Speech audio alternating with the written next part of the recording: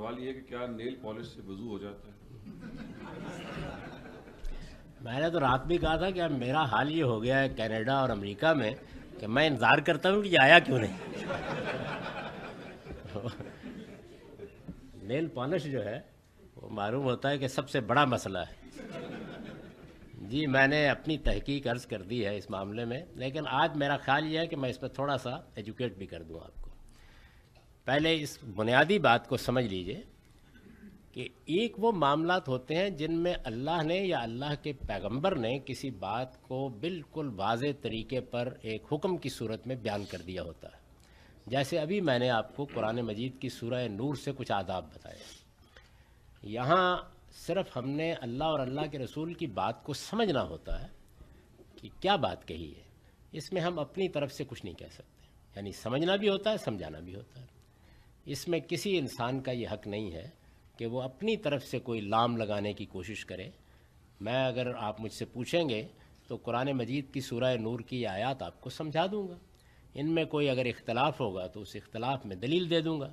تو یہ ایک تو یہ سمجھ لیجئے کہ اللہ اور رسول جب کوئی بات کہہ دیتے ہیں تو وہاں ہمارے رائے قائم کرنے کا سوال نہیں ہوتا، وہاں بات کو سمجھا جاتا ہے اور سمجھایا جاتا ہے. دوسرا دائرہ وہ ہے کہ جس میں کوئی عالم کوئی رائے قائم کرتا ہے، اس کے لیے نبی صلی اللہ علیہ وسلم نے کچھ ہدایات دی ہیں. ایک تو یہ ہے کہ اگر ایسی کوئی ضرورت پیش آ جائے، یعنی بعض اوقات دین پر عمل کرنے میں کوئی مسئلہ پیش آ جاتا ہے جس میں حضور نے یا اللہ تعالیٰ نے کوئی بات صراحت سے نہیں کہی ہوتی، تو اب ہم نے اجتہاد کرنا ہے. اسی کو اجتہاد کہا جاتا ہے، یعنی ایک عالم نے اب اپنی عقل سے رائے دینی ہے سوچ سمجھ کر. تو پہلی چیز تو یہ ہے کہ اس میں عقل لازماً استعمال کرنی چاہیے. جب دینی عقل سے رائے تو عقل استعمال کرنی چاہیے. دوسری چیز یہ ہے کہ جو دین کے پرنسپل ہوتے ہیں، جو مقصد ہے، اس کو سامنے رکھنا چاہیے. وہ خراب نہیں ہونا کسی شکل میں.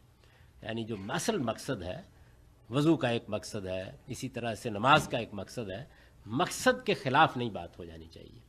اور تیسری ہدایت حضور نے یہ دی ہے کہ یسروا ولا تعسروا، یعنی جب بھی اس طرح کا کوئی موقع ہے تو لوگوں کے لیے آسانی پیدا کرو، مشکل نہ پیدا کرو. بشروا ولا تنفروا، بشارت دو، ان کو نفرتیں نہ پیدا کرو. تو یہ کچھ پرنسپل ہیں جن میں یہ رائے قائم کی جاتی ہے. اور نیل پالش کے معاملے میں اگر تو اللہ کے رسول نے کوئی بات کہہ دی ہوتی تو پھر تو نہ میرے کچھ کہنے کی گنجائش تھی نہ کسی اور کی. اس میں کوئی بات کہی نہیں گئی. اب ہمیں اجتہاد کرنا ہے، تو اجتہاد ان تینوں چیزوں کو سامنے رکھ کے کیا جائے گا. تو میں نے اپنی اجتہادی رائے جگہ جگہ یہ بیان کر دی ہے کہ عورتیں وضو کر کے نیل پالش لگا لیں، پھر جب تک نیل پالش لگی رہے اس کے اوپر وضو کرتی رہیں. اس میں بعض لوگ سوال پوچھتے ہیں کہ نبی صلی اللہ علیہ وسلم کے اپنے زمانے میں خواتین مہندی لگاتی تھیں ناخن پہ، تو کیا مہندی جب وہ لگاتی تھیں ان کے زمانے میں تو کوئی اس موقع پہ اس کا کوئی نظیر نہیں ملتی کہ وہ کیسے کرتے تھے؟ نہیں، مہندی کبھی رسول اللہ صلی اللہ علیہ وسلم نے نہیں فرمایا کہ مہندی اتارنی ضروری ہے، کبھی نہیں فرمایا. تو مہندی لگائے ہوئے بھی عورتیں وضو کرتی رہتی تھیں. اسی طریقے سے نیل پالش میں ذرا چونکہ آپ ایک لیئر سی چڑھا دیتے ہیں تو اس لیے بہتر ہے کہ آپ وضو کر کے نیل پالش لگا لیں. اس میں کوئی زحمت نہیں ہے، صرف ذرا سا تنبہ ہوگا اور آپ آسانی کے ساتھ اللہ کے دین کا تقاضا، یعنی وہ پاکیزگی کا جو تقاضا ہے وہ وضو کرتے ہوئے پورا ہو جائے گا. اور آسانی اور سہولت کا جو تیسرا اصول ہے وہ ملحوظ رہے گا کہ آپ کو بار بار اتارنی نہیں پڑے گی. تو اگر اس کے نتیجے میں آپ کو کوئی سہولت ہو گئی ہے تو اللہ کا شکر کیجیے. نہیں، میرا کرنے کی ضرورت نہیں، اللہ ہی کا کافی ہے. اللہ اکبر. جو آپ نے نیل پالش کا پوچھا نا میری بہن، نیل پالش لگی ہوئی ہے تو وضو کریں تو وضو ٹھیک ہے، کھرچنے وغیرہ کی کوئی ضرورت نہیں. یہ جو ہے نا کہ نہیں اس کو کھرچو اور جو ناخن ہے وہاں تک نہیں پہنچاؤ، یہ کوئی مصیبت نہیں، نہ کوئی بات ہے.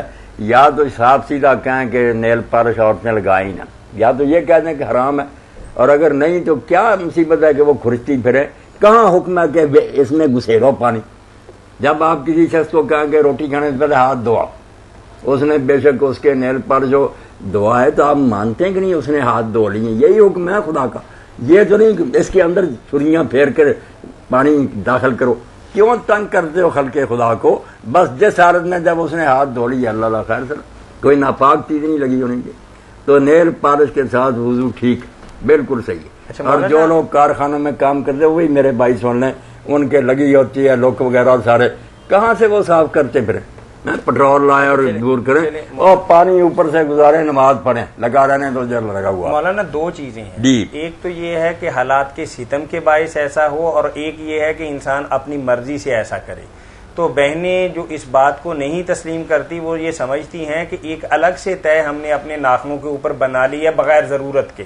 اگر کسی جگہ رنگ روغن ہے وہ تو ایک ضرورت کی بات ہے، روٹی روزی کا مسئلہ ہے، لیکن یہاں کچھ خود اختیاری سا مسئلہ ہے۔ یہ خود اختیاری بھی ان کے لیے لازمی ہے۔